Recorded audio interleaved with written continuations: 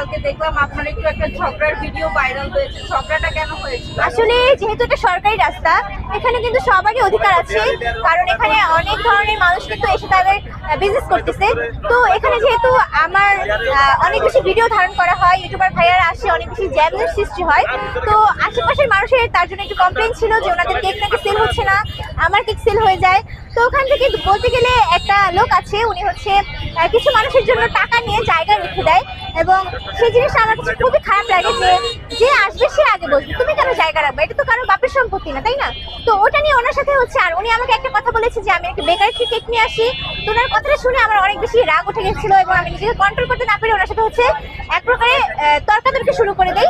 তো ওখান থেকেই হচ্ছে অনেকে এটা নেগেটিভ ভাবে নিয়েছে। কিন্তু আপনারা যদি চিন্তা করেন, আপনারা হচ্ছে একটা জায়গায় আছেন, আপনাদের সাথে হচ্ছে বাকি আশপাশের মানুষগুলো খারাপ বিহেভিয়ার করতেছে এবং আপনার সাথে হচ্ছে জেলাস করতেছে, তাহলে কিন্তু আপনি অবশ্যই তাদের উপর রাগ হবেন বা আপনার হচ্ছে মেজাজ খারাপ হবেই। তো যারা হচ্ছে কেক তো সব সেল রাইট নাও কিছুটা বাকি আছে। হ্যাঁ, একটা বাকি আছে বলতে চকলেট, কারণ হচ্ছে যেহেতু ইন্টারভিউ নেওয়া হয় তো তাদের একটু রাশ থাকে, এই কারণে সেল করতে একটু লেট হচ্ছে।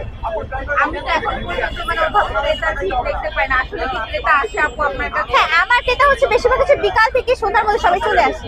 আপনি যদি আপনার কোয়ালিটিকে কাউন্ট করতে চান, আপনি কত দিবেন নিজেকে 10-এ? আমি নিজের জিনিস যে ভালো বলবো 10-এ দিব, কারণ হচ্ছে আমি অবশ্যই চেষ্টা করি যেন আমার কাস্টমার আমার জিনিসটা খেয়ে ভালো বলতে পারে। যেহেতু অনেক দূর থেকেও মানুষ আসতেছে, আমি হচ্ছে কোয়ান্টিটির দিকে কোনো লক্ষ্য দিই না, অবশ্যই আমার কোয়ালিটির দিকে লক্ষ্য করি। তো আপু আপনি আশেপাশের বিজনেসম্যানদেরকেও তো দেখছেন, আপনি নিজেও দাঁড়িয়েছেন, আপনার কি মনে ওদেরকে কেন বেস্ট না আপনারটা কেন বেস্ট?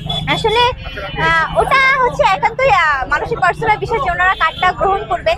তো অনেকেই হচ্ছে সোশ্যাল মিডিয়ায় ভিডিও দেখে ভাবে যে ওনার কেকটা হয়তো ভালো হবে, বা উনি যদি ভালো না হতো তাহলে কিভাবে ভাইরাল হলো, ওই আক্ষেপ থেকে কিন্তু অনেকে ভাইরাল জিনিসটাই খেতে আসে। তো আমি বলবো না যে একেবারে আমাদের আশেপাশের মানুষগুলোর কেক খারাপ, ওনাদের কেকের কোয়ালিটি যথেষ্ট ভালো এবং মানে কি বলবো ফ্লেভারফুল। তো ওনাদেরটা ট্রাই করলেও আমাদের কোনো সমস্যা নেই, সবারটা আপনারা ট্রাই করতে পারেন, যেহেতু এটা একটা কেকের মেলা, আপনাদের টেস্ট হচ্ছে এক একজনের এক এক রকম।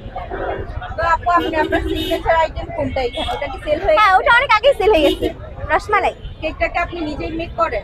কেক হচ্ছে মেইনলি আমি, আমার বড় আপু আর আমার কাজিন মিলে তৈরি করি, আর পাশাপাশি হচ্ছে ফ্যামিলি মেম্বার্সকে হেল্প করে থাকেন। প্রতিদিন কয়টা কেক বানান? প্রতিদিন আমি 10 থেকে 15টার মধ্যে নিয়ে আসি। আমি এখানে 10 থেকে 15টা দেখতে পাচ্ছি, সবগুলো সেল হয়ে গেছে। সেল হয়ে গেছে। তাও তো আপনার কেকের বক্স থাকার কথা, আপনার কেকের বক্স কই? বক্স সব নিচে। নিচে। ওকে ঠিক আছে, তো আপনি শেষে দুই লাইন কিছু বলে দেন আমার পেজ সম্পর্কে, আপনি যদি কিছু বলতে চান। যারা হচ্ছে এই মুহূর্তে আপুর পেজ থেকে লাইভটি দেখতেছেন, অবশ্যই আপুর পেজটাকে ফলো করে দিবেন। আর যারা হচ্ছে আপুর ফলোয়ার্স আছেন, অবশ্যই কিন্তু আপনারা আগারগাঁও কেকের মেলায় কেক টেস্ট করার জন্য চলে আসবেন। চাইলে কিন্তু আপনারা বৃষ্টিয়াপুর স্টলে চলে আসতে পারেন, তার জন্য আপনাদের আসতে হবে আগারগাঁও নতুন রাস্তা নির্বাচন ভবনের অপোজিটে বৃষ্টিয়াপুর স্টলে, বৃষ্টিয়াপুর মিষ্টি কেক খেতে। Thank you so much. Welcome আপু।